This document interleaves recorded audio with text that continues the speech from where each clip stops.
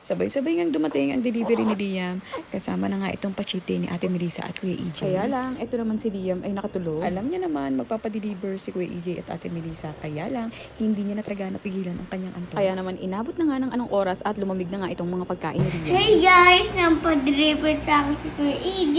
Ano pa deliver sa ni Kuya EJ? Ay, ni Navy. Hindi Army Navy yan. It's Greenwich. Green. That's pizza, chicken, and pasta. That's lasagna or spaghetti. What will you say to your Kuya EJ and Ate Melissa? Thank you po. Let's go mukbang! Guys, bye-bye. Mamumukbang muna ako. Let's go. Bye-bye! Alam nyo guys, ito favorite ko na favorite. Ininit mo na po ito ni Mami. Nakatulog mo po ako nito.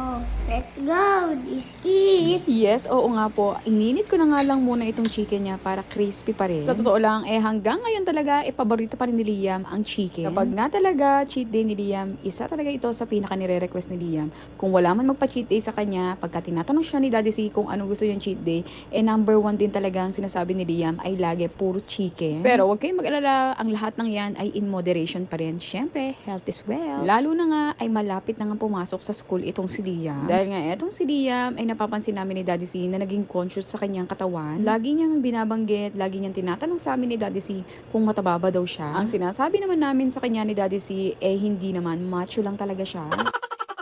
Gusto nga ni Daddy C na kapag pumasok si Liam sa school, confident siya at wala siyang agam-agam o wala siyang wino-worry para sa kanyang sarili. Kaya naman etong si Daddy C, kapag talaga nagkaka-time siya, ay binibigyan niya talaga ng oras si Liam para makapagpapawi silang dalawa. Ang problema nga lang talaga ni Daddy C dito kay Liam, kapag kakatapos mag-exercise o magpapawis, pagkain agad ang hanap.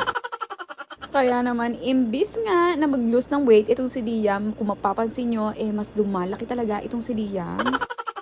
Di alam nyo na, mas lamang ang kain kaysa exercise nga talaga. So yun lang guys, maraming salamat po again kila Ate Melissa at Kuya AJ. God bless you both and we love you. Bye-bye!